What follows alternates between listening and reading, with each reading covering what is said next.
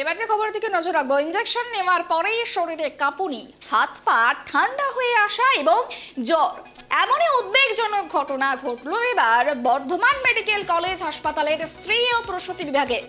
অভিযোগ, এক নার্স বেশ কয়েকজন প্রসূতিকে 3টি করে ইনজেকশন দেন আর তারপরেই এই উপসর্গগুলি দেখা যায়।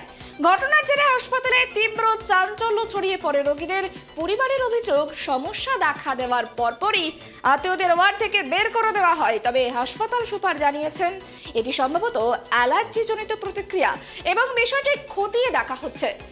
স্ত্রী ও প্রসূতি বিভাগে চাঞ্চল্য, ইনজেকশন দেওয়ার পরেই শরীরে একাধিক উপসর্গ, শরীরে কাঁপুনি, জ্বর সহ একাধিক উপসর্গ এবং এই ঘটনা সামনে আসতেই রোগীর আত্মীয়দের ওয়ার্ড থেকে বের করে দেওয়ার মতো অভিযোগ উঠছে। ঠিক কি ঘটনা ঘটেছে আরো বিস্তারিত জানবো, আমাদের সঙ্গে টেলিফোন লাইনে রয়েছে প্রতিনিধি কল্যাণ।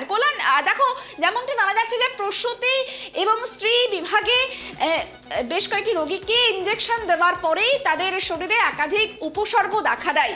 ঠিক কি ঘটনা ঘটেছে আর কেনই বা এমন ঘটনা ঘটলো, কি জানাচ্ছে রোগীর পরিবারের লোকজন? হ্যাঁ দেখো সুপর্ণা, বর্ধমান মেডিকেল কলেজের যে স্ত্রী ও প্রসূতি বিভাগ রয়েছে সেখানে কিন্তু একাধিক প্রসূতি অসুস্থ হয়ে পড়েন। কেন অসুস্থ হয়ে পড়েন না, অভিযোগ যেটা যে নার্সরা ইনজেকশন দেওয়ার পরপরই কিন্তু তাদের শরীরে কাঁপুনি, জ্বর, খিঁচুনির মতো একটা উপসর্গ দেখা দেয় এবং পরিস্থিতি যখন ক্রমশ গুরুতর হয়ে ওঠে তখন কিন্তু রোগীর পরিবারের সদস্যদের হাসপাতালে ডাকা হয়। এখানেও কিন্তু অভিযোগ উঠেছে যে তাদেরকে ডাকা হলেও কিন্তু হাসপাতালে কিন্তু রোগীদের সঙ্গে দেখা করতে দেওয়া হয়নি। আমরা কিন্তু কথা বলেছিলাম একজন প্রসূতির স্বামীর সাথে, তিনি কিন্তু আমাদের জানিয়েছেন যে তার স্ত্রী কিন্তু প্রথমে সুস্থই ছিলেন, তবে হঠাৎ ফোনে জানানো হয় যে তার স্ত্রীর খিঁচুনি এবং একটা উচ্চ জ্বরে ভুগছেন। এদিকে কিন্তু অসুস্থ যে প্রসূতিরা যে ভর্তি হয়েছিল তাদেরকে কিন্তু ভুল ইনজেকশন দেওয়া হয়েছে বলে কিন্তু অভিযোগ উঠেছে।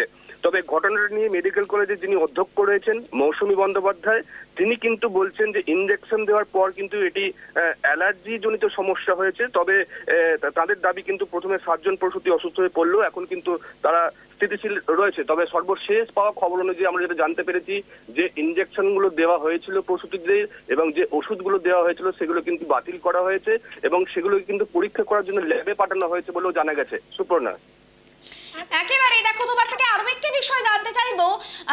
কিছুদিন আগে আমরা দেখেছিলাম মেদিনীপুর মেডিকেল কলেজে মেয়াদ উত্তীর্ণ সালাইন দেওয়ার ফলে ঠিক কি দুর্ঘটনা ঘটেছিল, সেই ঘটনারই কি পুনরাবৃত্তি এবার বর্ধমানে? কারণ তুমি যেমনটা বললে যে অভিযোগ করা হচ্ছে রোগীর পরিবারের তরফ থেকে যে ইনজেকশনগুলো দেওয়া হয়েছে সেইগুলো হয়তো মেয়াদ উত্তীর্ণ, সেই কারণের জন্যই এই ধরনের উপসর্গ দেখা দিয়েছিল।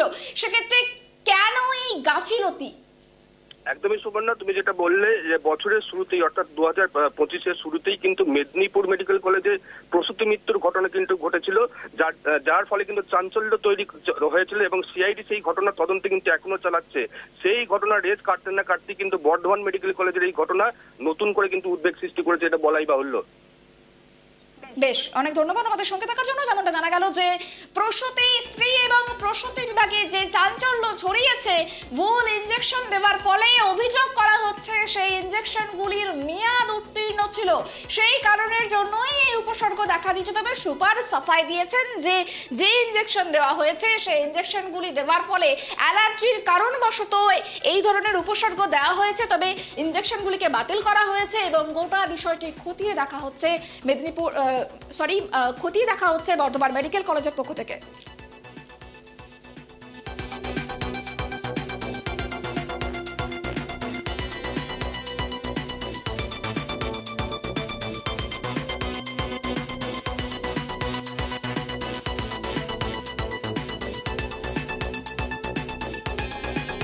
ঘটনাটা হয়েছে, আমি বাড়ি থেকে বেরিয়েছি, মানে আমার স্ত্রী সুস্থ ছিল, বাড়ি থেকে বেরিয়েছি মোটামুটি 6টা নাগাদ, ঠিক আছে। নিয়ে আমাকে হঠাৎ ফোন আসে যে পেশেন্টের খুব খিঁচুনি হচ্ছে আর জ্বর, অতিরিক্ত জ্বর।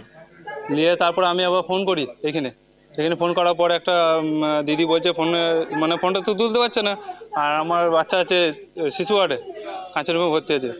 নিয়ে দিদিকে বলছি কী হলো, দিদি বলছে এরকম একটা মেয়ে এসে ভুলভাল ইঞ্জেকশন দিয়ে চলে গেছে, নিয়ে মেয়েগুলো খুব খিঁচুনি হচ্ছে, খিঁচুনি হওয়ার পর অতিরিক্ত জ্বর হয়েছে, তা আমাদের বাড়ির লোক নেই, তা একটু ডেকে দিন। আমি আবার আমার মাকে গাড়ি ভাড়া করে আসতে বললাম অবিরামপুর থেকে, দিয়ে এখন এলো, তা আমরা আবার দেখতে যাচ্ছি, তা আমাদেরকে সিকিউরিটি বার করে দিচ্ছে, মানে সিরিয়াস অবস্থা। এবারে এরা যদি কিছু হয়ে যেত সবারই 12 জনা 15 জনা, তাহলে তাদের দায় কে নেবে আমাকে বলো। কোথায় হয়েছে এটা? এটা হয়েছে 5 তলায়। মানে বর্ধমান? হ্যাঁ হ্যাঁ হ্যাঁ, বর্ধমান মেডিকেল কলেজ। কোন ওয়ার্ড এটা? ওটা হচ্ছে, হ্যাঁ কে হয়? ওটা স্ত্রী। আপনার স্ত্রী? হ্যাঁ হ্যাঁ।